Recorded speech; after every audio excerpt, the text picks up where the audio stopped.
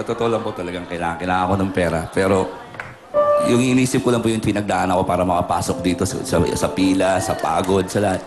Nakarating po ako sa dulo. Siguro po, pagpakasakali na po ako, lalaban ko na po. Alright.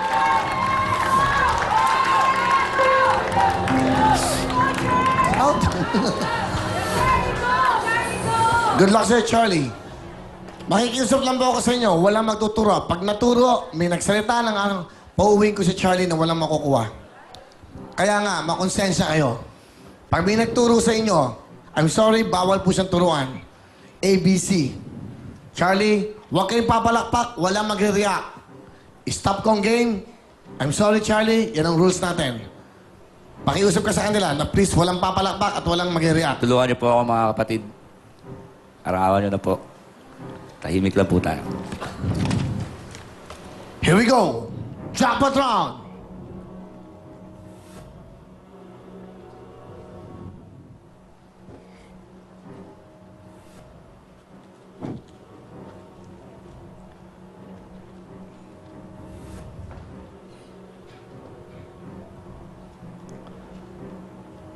Ito ang magandang tanong. Kung nagtusok ka ng isang higanting karayom sa luneta, tagos sa center of the earth, saang bansa lalabas ang karayom? Kung nagtusok ka ng isang higanting karayom sa luneta, tagos sa center of the earth, saang bansa lalabas ang karayom? A. USA. B. South Africa. And C. Brazil. Mali yata. A is USA. Dito sa aking nasa, okay? Pakicheck lang. A, USA, B, South Africa, and C, Brazil. Yan, nagkamali na sila. Okay. Ulitin ko lang, ang tanong. Kung nagtusok ka ng isang higanting karayom sa luneta, tagos sa center of the earth, saang bansa lalabas ang karayom? A, USA, B, South Africa, and C, Brazil. Charlie, bago mo sagutin yan, huling tanong, for 60,000. Step in! Step out!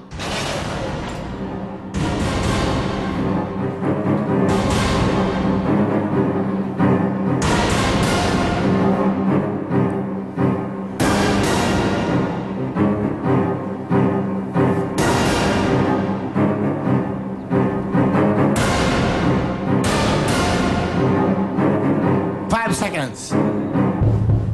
Step in, Kuya Will. Okay, good luck sir, Charlie. A, B, or C? Go. Kuya Will, pwede ko na malaman saan yung South African letter. Ha? Anong letter po uli yung South Africa? Ayan, oh. Kasi kung andito po ang Pilipinas, ang alam ko ang USA nasa bandang kanan eh. Ang Brazil nasa baba ng USA. Bandang Europe dito. Letter B po, Kuya Will. Pumunta ka na, sabi. Pagpapalakpak, please! Ay, nako, didisqualify ko to. Yan ang hirap sa ating mga Pilipino, walang disiplina. Kasasabi lang po natin eh. Kanina yung palakpakan, ngayon naman po ay seryosohan. Pumapalakpak kayo, hindi nyo alam ang sagot. Sigurado ka, Charlie, sa sagot mo. Sa totoo lang po, hindi po ako sigurado, Kuya Will. Binibigyan ka ng pagkakataon pa. Isa. Step in. Step out!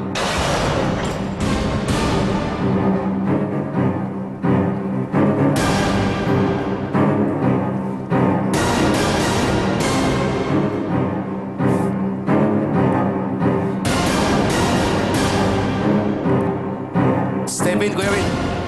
Sigurado ka. Sigurado na po. Ang na yung pera. 60,000 to, plus 25. 85,000, Charlie. Hindi ka sigurado sa ginagawa mo. Hindi pwede puro tapang sa buhay. Diskarte. Nagugutom na yung pamilya mo. Pride ka pa. Lalaban ka pa. Mag-isip ka mabuti. Huling talong. Step in! Step out!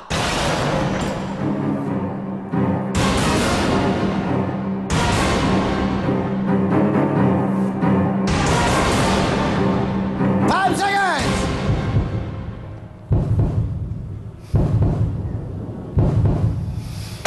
Step in, Will. Step in. All right. Step in. Charlie, marap tayo sa kanilang lahat. Ang tamang sagot, 1 million, house and lot at isang sasakyan. Binigyan kita ng pagkakataon.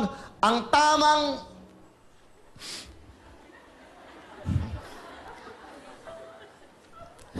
Ba't kami, ha?